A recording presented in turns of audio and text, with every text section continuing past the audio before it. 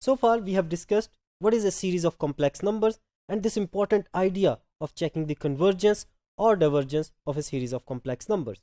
We also related series of complex numbers with the series of real numbers, and of course using this relation we can determine whether a given series of complex numbers will be convergent or divergent. And of course we cannot apply this criteria in every situation, so we also discuss some other criteria, for example comparison test and the absolute convergence of a given complex series and a necessary condition for checking the convergence or divergence of a series. Now we are going to apply all of this previous knowledge about series to discuss one particular kind of series of complex numbers known as the geometric series. The geometric series is one of the most appearing example of series in mathematics, and hence applications.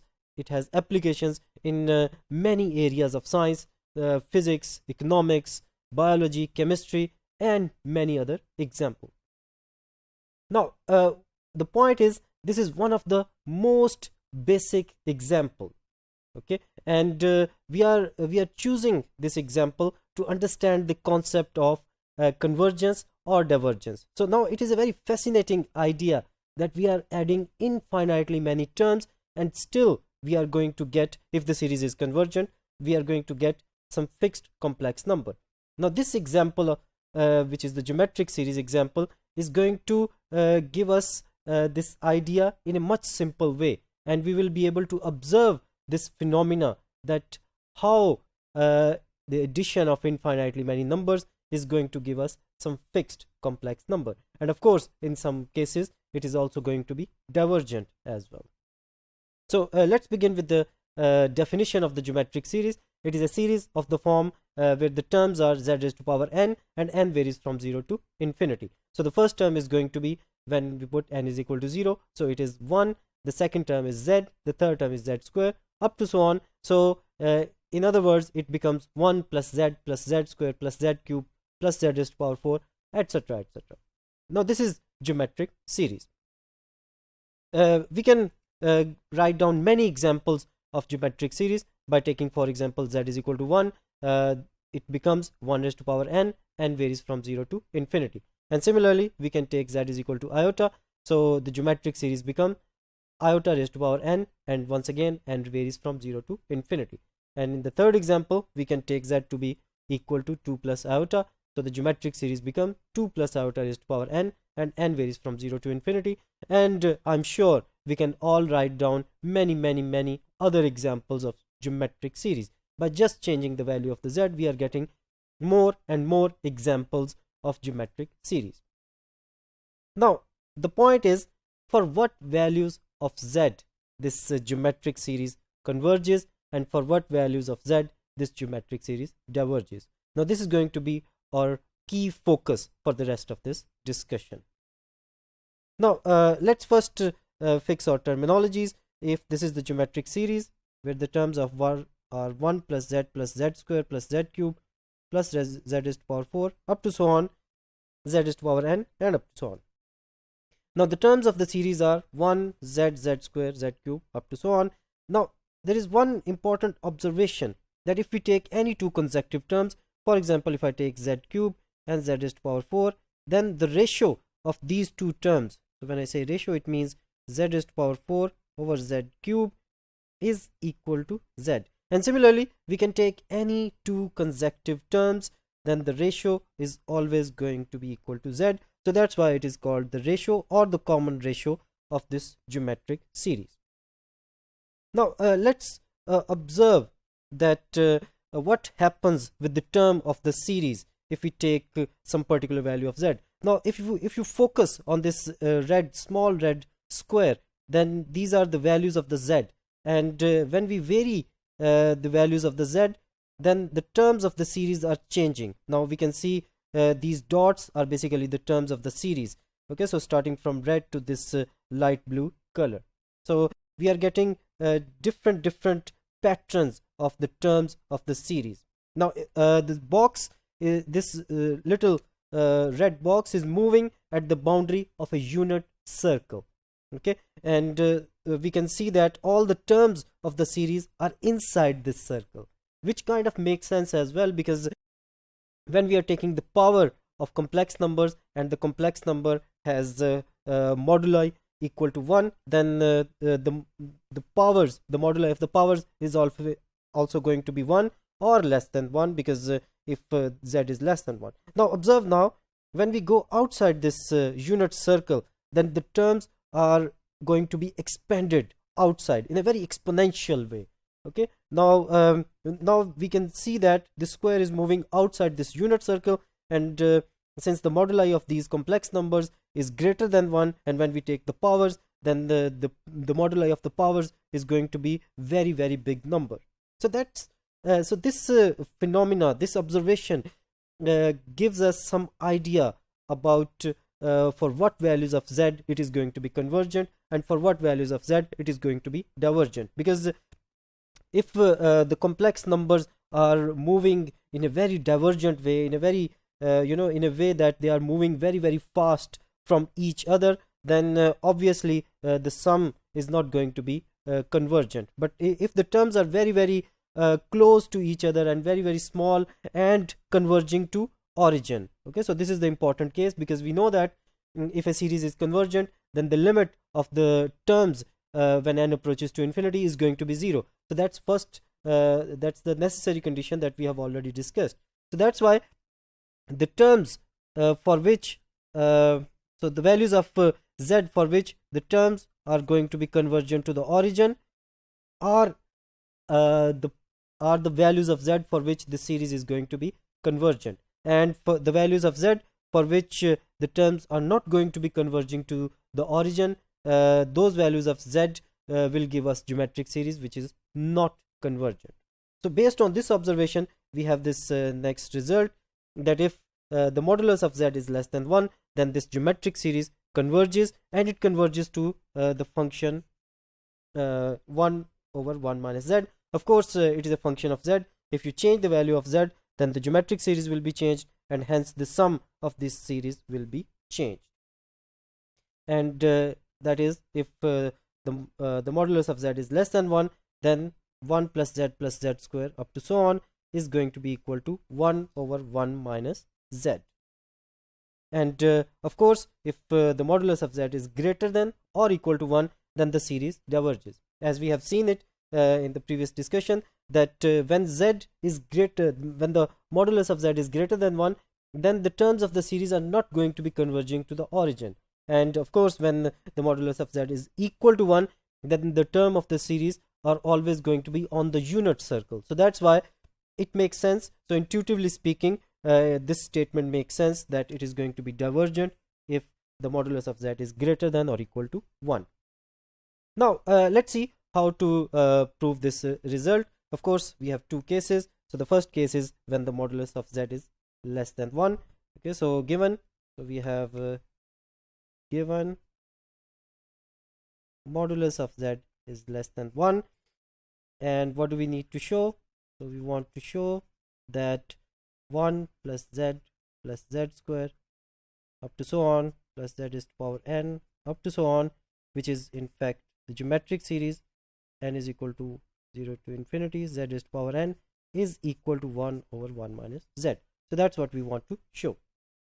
Now to check the convergence of a geometric series, we discussed that we do that by discussing the sequence of partial sums. So in this case, what will be the sequence of partial sums? So let Sn, where n is equal to 1 to infinity, is sequence of partial sums. Sequence of partial sums. And if Sn is sequence of partial sums, then what is Sn in this case? So Sn is 1 plus z up to so on plus z is to power n minus 1. And if we multiply this Sn with z, so we get z Sn is equal to z plus z square up to so on plus z is to power n minus 1 plus z is to power n. Okay, now observe that if we subtract these two expressions, so Sn minus z Sn Now when we are calculating this Sn minus Z Sn, we can see that this these terms will cancel each other. So this Z will cancel this Z, and of course there will be some Z square over here, so it will cancel this Z square, and up to so on, and this Z raised to power n minus 1 will cancel out this Z raised to power n minus 1. So what we are left with is basically this 1, okay, so this 1 and this Z raised to power n, but of course with a negative sign, because there is a negative sign here. So what we get, so 1 minus Z raised to power n, and from here we can calculate Sn to be equal to 1 minus Z raised to power n over, okay, so 1 minus Z, and this implies that Sn is equal to 1 over 1 minus Z minus Z raised to power n over 1 minus Z. So that's the sequence of partial sums, and our aim was to write it down in a very compact, in a way that we can calculate the limit, because if you want to calculate the sum of the series, then this sum of the series is basically equal to the limit of the sequence of partial sums. Now we have calculated the sequence of partial sums in a way that we can easily take its limit. Now let's calculate the limit. Okay, so Sn, okay, so limit n approaches to infinity Sn, so this is going to be equal to limit n approaches to infinity 1 over 1 minus Z minus limit n approaches to infinity Z raised to power n over 1 minus Z. Now observe that this is of course independent of n, so this is just going to be equal to 1 over 1 minus Z. Now what about this term? So when we are taking n approaches to infinity, then the denominator is once again, it is independent of n, so there will be no change in the denominator. So in fact now we want to discuss what is limit n approaches to infinity of Z raised to power n. Now over here, since the moduli of Z, the modulus of Z is less than 1, so when we are taking the limit, okay, so when we take the limit of complex numbers Z raised to power n such that the modulus of Z is less than 1, then this limit is definitely going to be approaching to the origin. Okay, so that's why this is going to be equal to 0. So hence the limit of the sequence of partial sums is equal to 1 over 1 minus Z, and hence the sum of this geometric series in the case that modulus of Z is less than 1 is going to be equal to 1 over 1 minus Z. Okay, so that's first part of the proof. Now to prove the second part, we are going to need this result, which is a necessary condition for checking the convergence of a series of complex numbers. Now this result says that if this series n is equal to 1 to infinity, Zn is convergent, then this implies the limit n approaches to infinity of Zn is equal to 0. Now this is logically equivalent to, this statement is logically equivalent to its contrapositive. So what is the contrapositive? So the contrapositive is negation of this statement.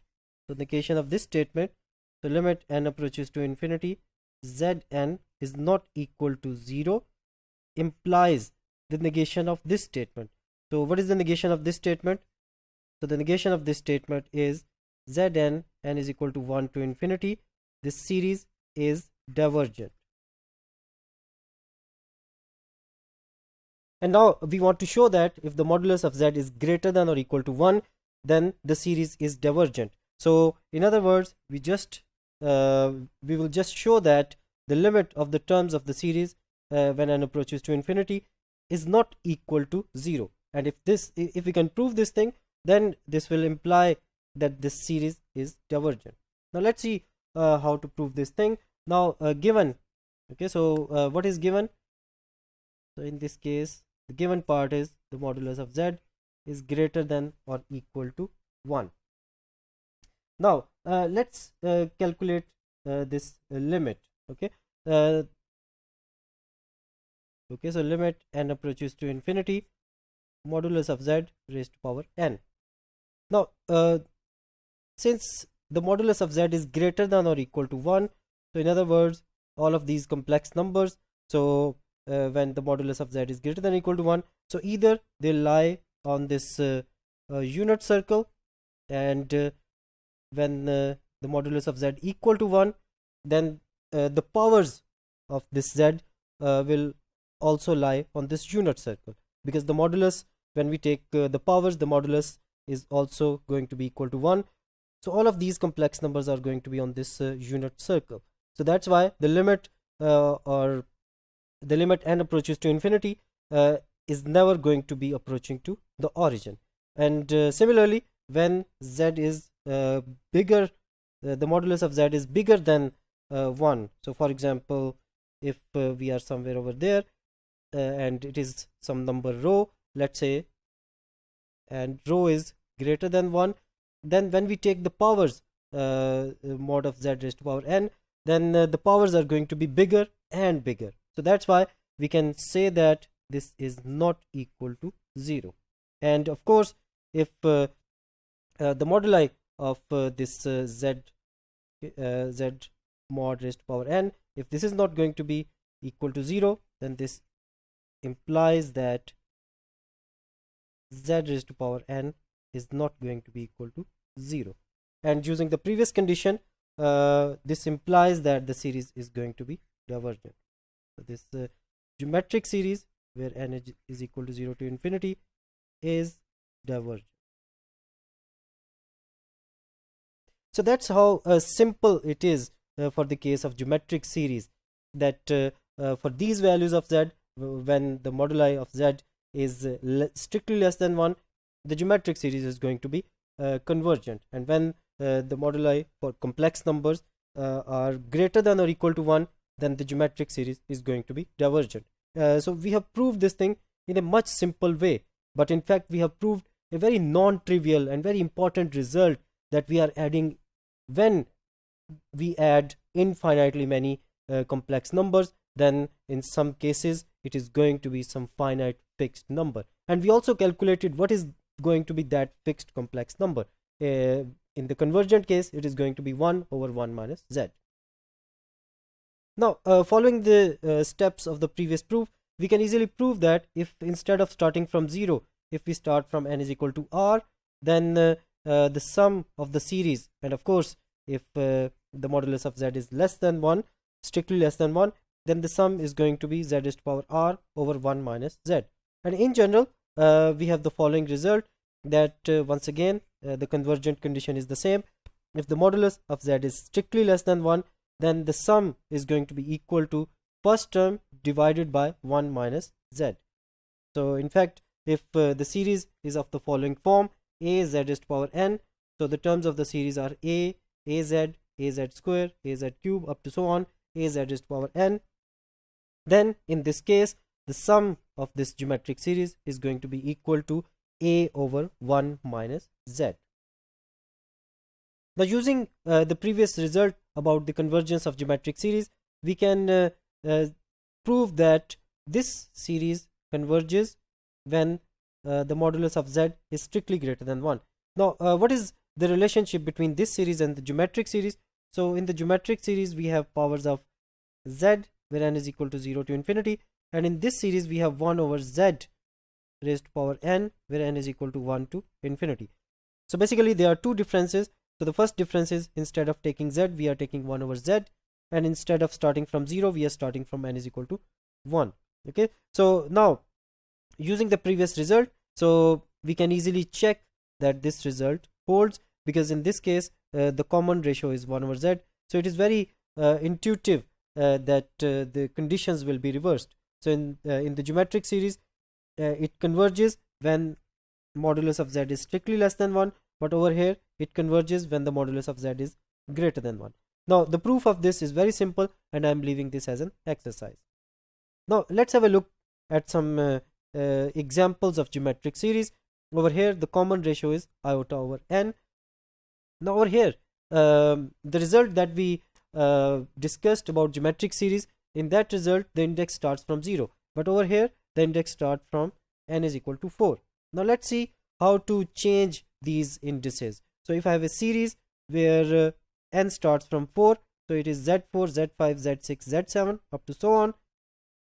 Now if I want to change this index to 0, then we can write it down and zn plus 4, because now when we take n is equal to 0, then the first term is going to be z4, and the second term is going to be z5, which is exactly the same series as this one. Okay, so if we want to shift this n 4 units or to the left, in other words, subtract 4 from this initial point, then we add 4 in zn. So what will happen in this case? So this series becomes n is equal to 0 to infinity iota over 3 raised to power n plus 4. Now since iota over 3 raised to power 4 appears in each and every term, so we can take common, and it becomes raised to power 4 n is equal to 0 to infinity iota over 3 raised to power n. So this is the geometric series, and we can see that iota over 3 modulus is less than 1, so this implies this series converges. Okay, so iota over 3 raised to power n is equal to 0 to infinity converges, and if this series converges, then this implies our given series converges. Now in this discussion we discussed about geometric series and how to check the convergence or divergence of geometric series.